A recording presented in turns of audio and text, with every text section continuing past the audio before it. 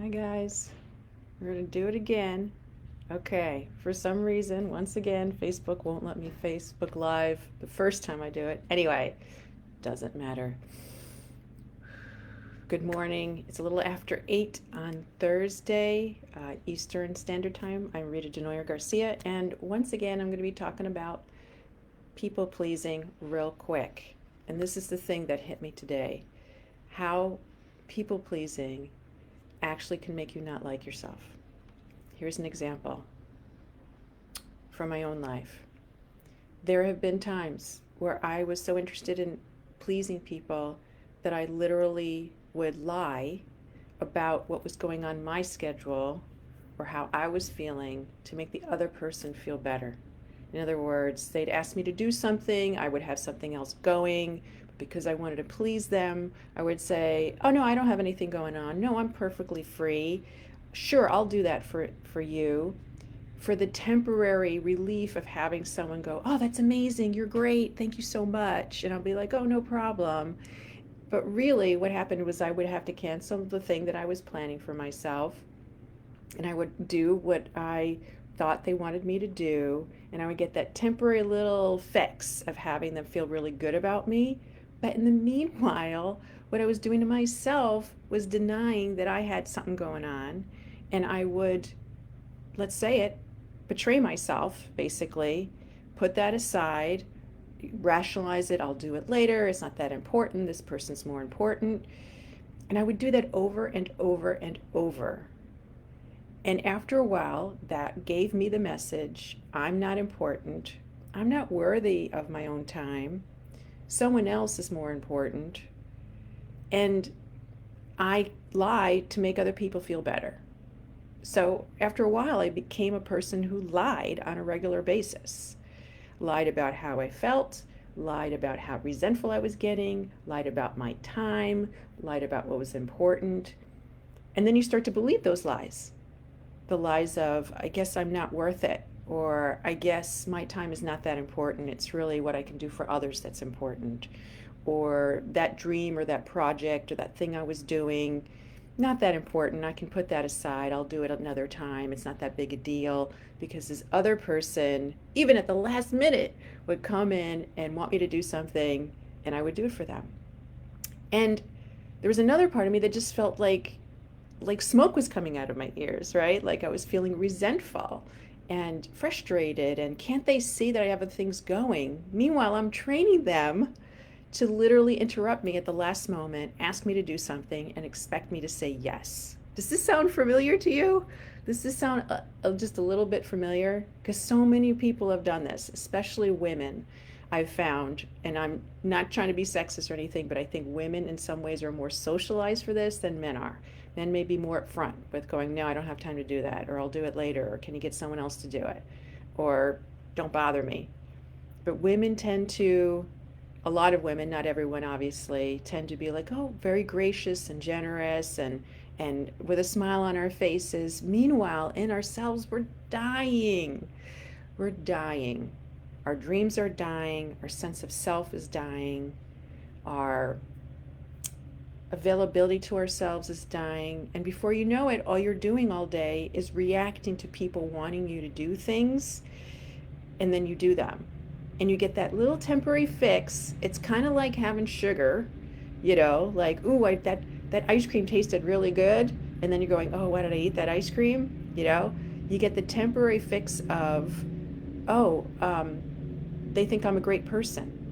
Because somehow everyone thinking you're a great person is more important than you thinking you're a great person. You've put that aside. You've given it all to everyone else. I spotted because I got it, people. Everyone else's opinion of me became more important than how I felt about myself. And by the time I got to the point, I was kind of like hollow, because I didn't even know what I wanted. Like someone at some point said, well, what do you want? And I'm like, I don't even know. Is that important? I don't know. I know what he wants. I know what she wants. I know what the neighbors want. I know what the community wants. What do I want? I haven't really given that much thought. That hasn't, because it's been drilled out of me slowly over time as I kept doing this behavior over and over, hoping that someone would say you're amazing, and it would actually stick. That was the other thing, right? Someone says you're amazing and it feels good for like 2 seconds, or you may even deflect it. That's another one people do is, you're amazing. No, I'm not amazing. I'm not that amazing, right? So you can't even accept it. So you want it desperately. You want people to think you're amazing and wonderful. And perhaps they do feel that way about you. But I found I couldn't even quite accept that. I just thought they're overblowing it, they're exaggerating, or maybe even they're just saying that to get me to do this thing, but they don't really feel that way. I made all of that more important, all of it, than my time, my dreams, my feelings, my inner world, my soul. So if this sounds familiar to you, please, please, and you want to do something about it, if you sincerely want to do something about it, but maybe you're terrified to do something about it, you're afraid, if I try to do something about this, if I, try to move things around, I'm going to lose all these people in my life, or I'm going to lose the rewards, or people will get pissed off with me, or people will be like, what's with you, doing things differently, because you've trained these people to do it a certain way. If you're the least bit curious, please, please come to my 3-day challenge next week. It's called Converting People Pleasing to Personal Power. And don't let the personal power part intimidate you, because it doesn't mean that all of a sudden you're like Xena warrior princess. It just means that you're more connected to yourself. You're coming from yourself. You become your own source of power versus trying to get the power and the love and the affection from the outside world. That's all it means. It's just converting what you're doing into something else that's going to be so much more healthy for you. So it's 3 days, 3 1-hour calls, Facebook Live in the Calm Mom Alliance, starting Monday at noon Eastern Time. All you have to do is sign up for the Calm Mom Alliance, which I'm going to put the link right now here. If you're not already part of the Calm Mom Alliance, just go in there. It's easy to do. And then in the Calm Mom Alliance, there is an event. I think I've pinned it to the top. Go to that event and register. I think it's going to be really amazing. And I hope people come, because I want a community. Because, geez, we need a community. We need a community of people who are working on letting go of trying to please everyone around us and start pleasing ourselves. We need community for that. It's hard to do it on your own. I was pretty much on my own, but I did have a help of a coach, which was tremendous. But I think having other women who are also trying to do this together is really important, because you need to be reminded you're important. You need to be reminded your time is valuable, because you've talked yourself out of it. Right? You've pushed yourself aside for so long, and it can be really tempting to go, oh, I'll just please this person one more time. What I'm doing is not, it's so easy to talk yourself out of it. So if you have a community and you know what to do, you're so much more likely to succeed in being connected to yourself. Yes, thank you, Michelle. Yes, she says, so spot on, getting acceptance and appreciation, great example. People pleasing the same as not wanting to say no. And I'd be remiss if I didn't say that you're here. Oh, thank you, Michelle. Thank you. I just watched it, so I guess it looks great. Just watch. Thank you so much. I'm going to take that compliment. Yeah, I hope you can join the sessions, and they're going to be Facebook Lives. And just so you know, it's the ideal is if you can join the Facebook Live, but it'll be there on. It's not going to disappear after I do it. So if you want to go in afterwards and listen to it, that's fine. I'm going to have worksheets, and they will be in the comments so that you can have something to work off of. You don't need the worksheet, but I'm going to have them just help you organize a little bit. So thank you for saying that. Is people pleasing the same as not wanting to say yes? Yes. Not wanting to say no, it depends. It's like, oh, I really want to do this, but there's a schedule conflict. Or I really want to do this because it's going to make this other person feel good. I'm not sure I really want to do it, but I want to do it for them. You got to kind of feel into that. That's one of the things we're going to do in the 3 days, is talk about how do you make these decisions when you've been making them automatically on this pleasing, pleasing, pleasing? How can you trust yourself to make the right decision? And sometimes you have to feel through it and just really take a pause and give yourself some time.